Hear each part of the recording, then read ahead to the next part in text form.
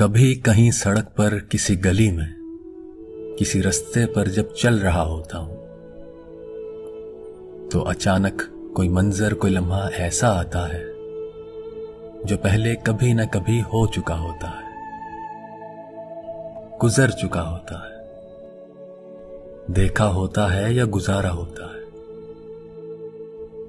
चाहे वो दरख्तों की एक कितार ही क्यों ना हो, किसी मकान की खुशबू, किसी राह गुजर का साया या किसी सेकंड के 1000वें हिस्से का एक बारीक सा एहसास ही क्यों ना हो।